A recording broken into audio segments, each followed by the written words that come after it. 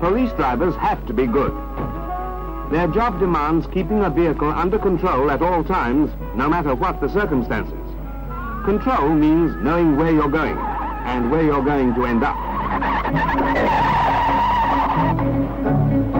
So outside London, the Metropolitan Police have an advanced driving school where men learn to keep mastery of a car in a continuous, controlled skid.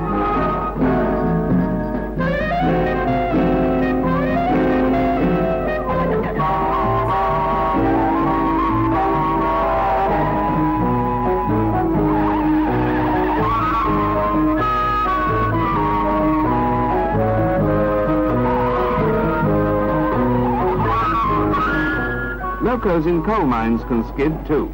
So colliery loco drivers have got to be advanced drivers as well, and know how to keep a train under control at all times. At Manvers Main Colliery, every Monday morning, 4 new drivers go back to school.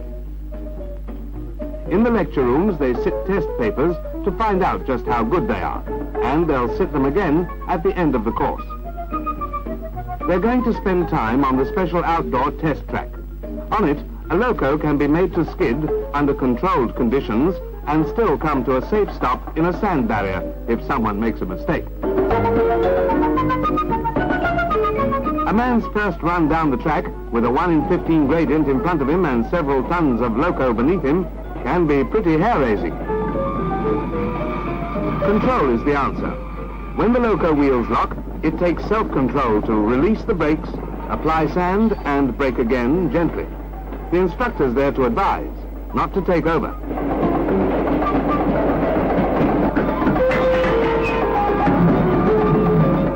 For a first shot, that wasn't bad. But last week they had it down under 60 yards. The tally's on the blackboard. They play other educational tricks at Manvers too.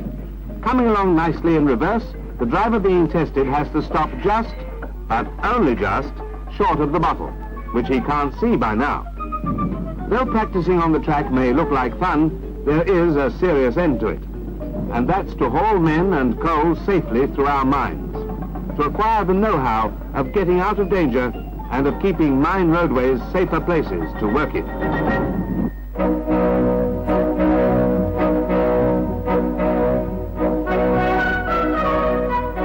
Dawdon Colliery is a big mine near Seaham Harbour, where of all things, the pool is internationally famous throughout the world of swimming.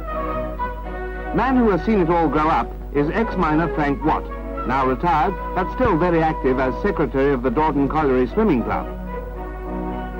What today is a first-class swimming pool started life as the Colliery Reservoir, so the water's warm all the year round, and it's 14 feet deep all over. In 1946, they'd been in operation just a year and held their first gala. Then in 1949, they started to build the 10-meter board, one of the few outdoors in the north. Miners from Dawdon built it in their spare time, an odd busman's holiday for men accustomed to working hundreds of feet underground. Since then, the world's top divers have appeared at Dawdon and used it for open-air practice even in the winter.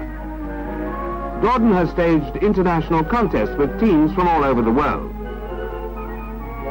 And the pool is a focus for the whole community. There's not a day when it's not in use, and thousands of children have been taught to swim and to dive. At Dawdon, they find that using the belt and rope technique, children learn to swim much faster in deep water than they do in pools where they can touch the bottom. Confidence comes at an early age. Diving practice starts in tender years too. Some of these kids may be names to look out for in competitive swimming in a few years' time. Grown men are taught to swim in special afternoon sessions where they won't be embarrassed in front of an audience. Men who have been injured at work have benefited enormously by having to exercise limbs they've forgotten how to use. For Frank Watt and his colleagues of the swimming club, Dawdon's success has been a worthy reward, and they're always looking out for something new, combining issues as diverse as safety or entertainment.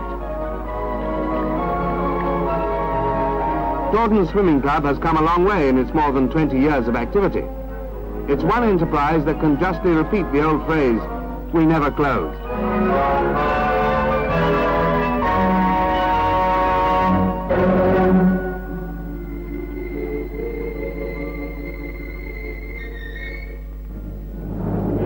take a look into the future, into the 1970s. What will we see? Well, one thing we don't think we'll see is a Britain covered with nuclear power stations, all producing electricity cheaper than coal-fired stations, as the generating people say they will. Why not? Well, 10 years ago, when these stations were being built, they said they'd make electricity cheaper than coal. But it didn't work out that way. Someone's calculations about efficiency were a bit optimistic. And somebody else forgot that coal mining was all the time getting more efficient and producing more coal cheaper. 5 or 6 years ago, they seemed to have learned that lesson. Then, in charge of the Atomic Energy Authority was Sir Roger Makins. Wise planning can ensure that coal and nuclear energy run in double harness, each being used where it gives the best return. So let's suppose that no one today doubts coal's increasing efficiency. But what about the increasing cost of the nuclear fuel, uranium? Existing nuclear power stations use natural uranium. It's scarce, and it's expensive. 5 years from now, the United States alone expects to have 6 times as many nuclear stations as it has today. In 50 years' time, the United States expects to be using 10 times as much electricity as today, 85% of it generated by nuclear power. If these power stations were of the present type, this article says, so much uranium ore would be needed that the price per ton would probably be $30 instead of $5, as it is at present. The power stations would be as expensive as stations run on not very efficiently mined coal, and the nuclear power station age would be over before it had begun. They've been working on other ideas, of course, notably what are called breeder reactors.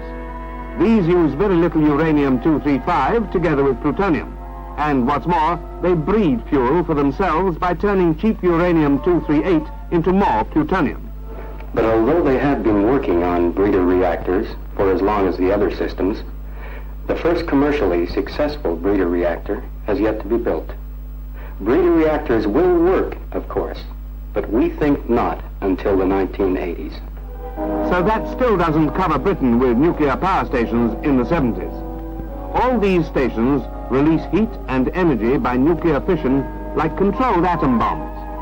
And like atom bombs, they're messy. Nobody knows what to do with the radioactive waste material they produce, except bury it at great cost underground or dump it in the sea. And when after 20 years or so each power station is finished, they won't be able to pull them down. They'll stay radioactive for 600 years, lethal eyesores all over the land. Many people feel that nuclear fission is already out of date, and that our power must come from the same process that goes on in the sun, nuclear fusion, from the energy released by melting matter together, not splitting it apart. That's what they've been working on at Culham near Oxford. Fusion power would be safer, would make no radioactive waste, and has all the fuel it wants waiting for it in the sea, as deuterium or heavy hydrogen. But in what sort of a container could you hold a process as hot as the sun? We do know already, like an aircraft model suspended in a wind tunnel by creating magnetic fields around it.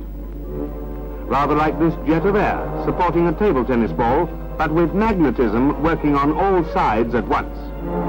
So magnetic fields could contain something very, very hot.